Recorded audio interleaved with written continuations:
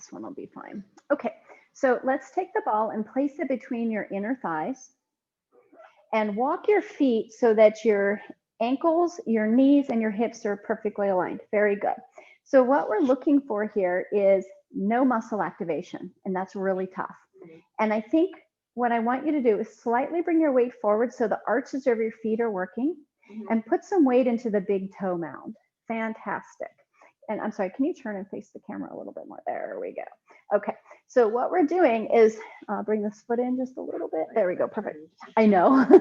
And so our muscles are completely soft because you have some pretty strong legs. And we're gonna put weight into the big toe and the inside edge of your heel. I know it feels like you're overpronating, but you're not. Because what we've, it does, yes, it took those muscles out, good, cue, and it realigned your ankles. So now as I look at your ankles, they're aligned, and this is great. If you get any inflammation and any swelling in your lower leg, this will really help to realign the bones so then the swelling can just go. All right. So while you're standing there, what we're doing is sending a signal from one leg to the other that tells your hip, hey, this is where I am. And the other side of your hip says, oh, wait, I want to join you. And then they're just a little, they check in with each other. So my question to you is, do you feel this anywhere? Do you feel anything in your lower leg, your feet, kind of, sometimes people say like an itchy, tingly? Inside of my left heel. Okay. Up high a little. And it's just, is it like a stretchy? It's a stretchy feeling. That's what I wanted to know. Okay, so like a stretchy, tingly sensation is what we're looking for. Now, you'll hold this for about 2 minutes. So this is a great thing to do while you're brushing your teeth, especially if you have an electric toothbrush, you don't have to do a lot of movement. What we're doing here is realigning the hips. So any rotation in the feet, the thighs, or the feet, or in the hips, it's going to help, right? I love it. Yes. And so the longer you stay here, the more you feel, which is wonderful.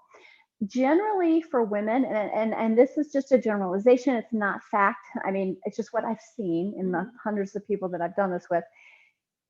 Men typically feel either release in their upper back and chest or their lower back, and women generally feel it in the legs first. That's not all the time, but I mean, I would say a lot of the time that's what I noticed. I'm not saying you won't feel it in those places. If you do, I'm thrilled because that means it's working faster.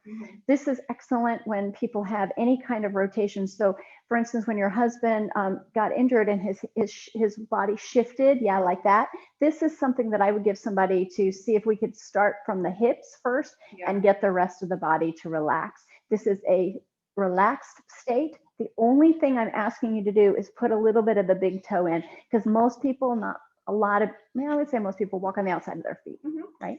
So that is our first one. Okay, does that feel okay? Yeah. All right, so I want you to do that every day, and I think you'll start to really feel less. I know we've done a lot of things for your hips and they're better. Yeah. But I want you to give that to Ryan too. Okay. So now the next thing is, when somebody is out chopping wood, we know people that have done that, right? So I'm going to have you take your arm and which is it, that it doesn't matter. So what we're going to do is this arm is completely relaxed and you're going to hug this bicep and rotate it externally. Yes. And you can feel this muscle engage just a little, right? And hold it. Okay. So your job is just to hold this, relax this, and then with your index finger, you're going to touch the top of your shoulder and take it back down, and then the middle, the ring, and the pinky. And as you do that, you'll notice how the bicep engages without you trying, right? And the tricep engages without you trying. Now we're going to take it across to the middle of the sternum and back and really hug that bicep. Yep. So that it doesn't move. We're keeping your arm in external rotation. Yep. I see. Lovely. As we go into sort of a pronation supination with this hand, and it'll be more evident in a second. Okay, now we'll go same thing to the side. So now we've got that little bit of rotator cuff involved. So a lot of times when we have difficulty in the bicep, it isn't just the bicep that's injured. And so this is just a nice way to release it. Okay, and then I just want you to relax for a second and already notice a difference in your movement. You can even feel the difference in the way that your head turns. Doesn't that feel good? Now, one more thing for Ryan. So You're going to put your hand right here, all right, and give it a good hug, like you're trying to not let the kids get across the street. And elbows are soft, yep. And then supinate and pronate. Feel the ulna and radius move underneath your hand, all right? So this is great if that you have any of that nerve pain. Even people with carpal tunnel, things like that, that's what I'll do. And then move it, we're on the top, we're on the bottom. Sorry, doesn't matter. Then move it down and just kind of find different places. You'll do the same thing with your palm down and your hand on here. Yeah, I may have done this twice for you. I apologize. So then just kind of figure it out, turn side to side. So let's just do the same thing on the other arm. So take your bicep, rotate it back, and really hug it there. Get that external rotation with a relaxed shoulder. And then we'll start index finger. And I recommend this before you do any arm workouts or before you do a yoga class, anything you're going to use your arms a lot for. Now go across the body, because if you sit a lot, you're on your phone, you're driving, whatever, we tend to get into this forward posture. And this really helps keep our arms in the right position. And then over to the side. Super. It feels good, doesn't it? It does. Definitely. Okie dokie. So next, the forearm. Go to, you're gonna kind of, your forearm's a little longer than mine, so you'll go up and then you'll do it on the top. So depending on when you're at one side, it hits the outside of the elbow, and then the other side, it hits the inside of the elbow. So I just want to make sure it's all nice and clear. Yeah. Lovely. Okay, so now we're going to lie on your backs. So for this next one, we can use this lovely little towel. And this one is not very big. We can always do bigger. Just lay there for 1 second. I actually, the funny thing is, you taught me this, or you told me about this exercise. And we did it with a foam roller, but my body wasn't big enough for the foam roller. Who knew? I'm actually too small for something. So what I find is we're going to start light. We could probably go a little bigger towel, but like a bath sheet, I think would be too big for you. So we're going to put this underneath your belly button. So I'm sorry, I should have told you that. And help me out here. There we go. And then lie back down. Is that okay? Yep. Now, your toes will slightly roll inward. And what this does is put you into, and I'm going to bring your feet just a little wider. There we go. Put you into a little bit of internal rotation. That internal rotation is going to release your lower back. How's that feel?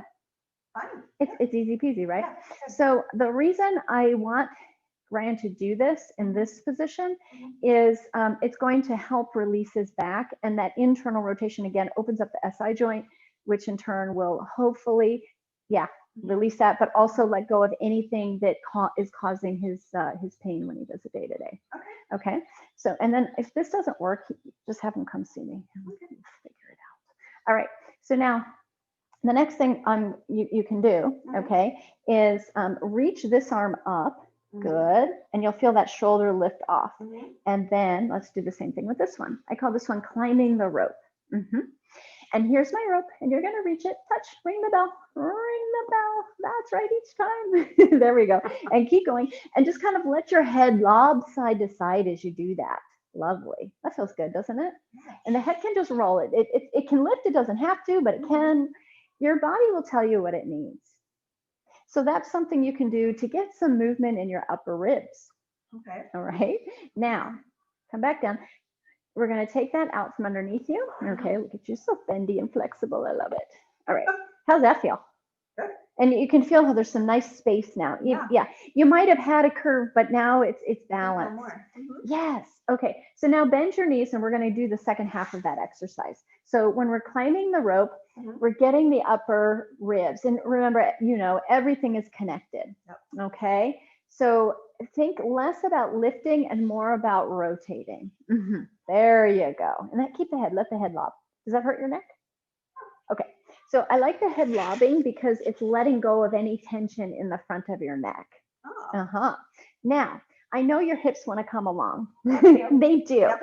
So we're going to let the hips go in the direction of, and let this hip. I'm going to keep your knees still, but your pelvis is actually going to move without your legs. So I want to see, good, let this pelvis roll. So hang on a second. Stop with the arms. Let them come down. Let this hip roll inward. and back down. Mhm. Now, as it rolls, it's like the knee drops. We've done the internal Okay. knee drops. In fact, why don't we do that? Open your feet. Okay. And let's let this knee roll in. Good. And then this one roll in. So you've done that. And it feels Yeah. really good. Yep. The only thing I'm going to change is we'll keep the legs still. So Okay. as you roll this in, and then this one rolls in. There. Wow. Now, my question to you is, can you feel your stomach when you do this? Because if you don't, pull your belly button in slightly. Yep. And then you're there. Now let's add the arms. So there's two ways to do this. The way that you're doing it, perfect, is the unwinding. And this is what you do at the end of the day. Okay.